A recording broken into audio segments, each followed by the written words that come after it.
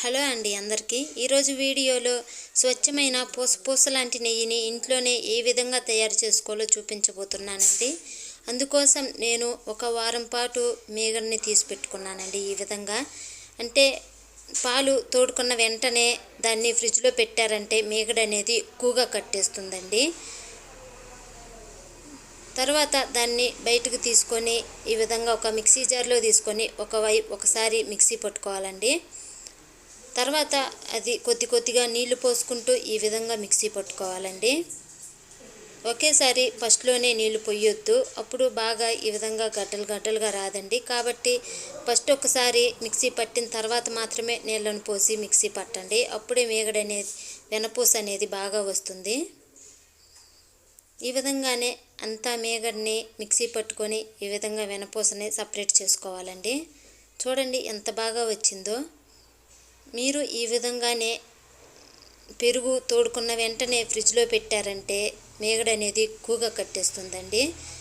ఈ టిప్పు పాటిస్తే చాలండి, మీకు 1/2 లీటర్ పాలతోనైనా సరే మరింత నెయ్యి చేసుకోవచ్చు.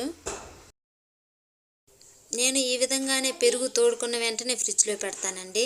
అందుకనే ఒక వారానికి 1/2 లీటర్ పాలకు చూడండి ఎంత వెన్నపూస వచ్చేసిందో. తర్వాత దీన్ని నీళ్లు పోసుకొని ఈ విధంగా శుభ్రంగా కడుక్కోవాలండి. ఈ విధంగా కడుక్కోవడం వల్ల నెయ్యి అనేది ఎక్కువ రోజులు ఫ్రెష్గా ఉంటుంది. కాబట్టి శుభ్రంగా ఈ నీళ్ళు అనేవి తెల్లగా వచ్చేటట్టు కడుక్కోండి. తర్వాత దీన్ని ఒక మందపాటి గిన్నె తీసుకొని అందులో ఈ వెన్నపూస వేసుకొని కరగబెట్టుకోవాలండి. ఈ విధంగా నెయ్యి కాచేటప్పుడు కొద్దిగా మెంతులు అలాగే ఒక రెమ్మ కరివేపాకు వేసుకోండి. ఈ కరివేపాకు మెంతులు వేయటం వల్ల ఈ నెయ్యి అనేది ఫ్రెష్గా ఉండి మంచి వాసన వస్తుందండి. ఎన్ని రోజులు ఉన్నా కానీ వాసన అనేది తగ్గదు. కాబట్టి కరివేపాకు మెంతులు మాత్రం ఖచ్చితంగా వేసుకోండి. నెయ్యి టేస్ట్ చాలా బాగుంటుంది. చూడండి నెయ్యి కాగిపోయింది. నెయ్యిని కాచేటప్పుడు సిమ్ములోనే పెట్టి కాచుకోండి. అప్పుడే గసి అనేది తక్కువగా వస్తుంది, నెయ్యి పాడవకుండా ఉంటుంది. ఇప్పుడు దీన్ని ఒక గిన్నెలోకి వడకట్టుకోవాలండి. ఈ నెయ్యి నేను అంతకుముందు తీసిన నెయ్యి అండి ఇది.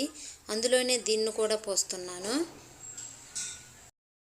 ఇప్పుడు దీన్ని ఫ్రిడ్జ్లో పెట్టకుండా 1 గంట పక్కన పెట్టుకున్నామంటే నెయ్యి అనేది పూసగా రెడీ అవుతుందండి.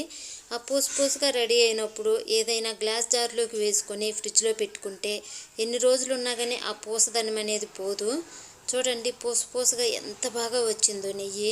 మీరు ఈ విధంగా ట్రై చేయండి. నెయ్యి అనేది చాలా ఎక్కువ వచ్చేస్తుంది. ఇంకా మంచి రెసిపీస్ కోసం మన ఛానల్ని సబ్స్క్రైబ్ చేసుకొని ఒక లైక్ చేయడం మాత్రం మర్చిపోవద్దండి. ఈ వీడియో చివరి వరకు చూసినందుకు చాలా థ్యాంక్ యూ అండి అందరికీ. ఇంకొక మంచి వీడియోతో మళ్ళీ వస్తానండి. బాయ్ అండి. Thank you.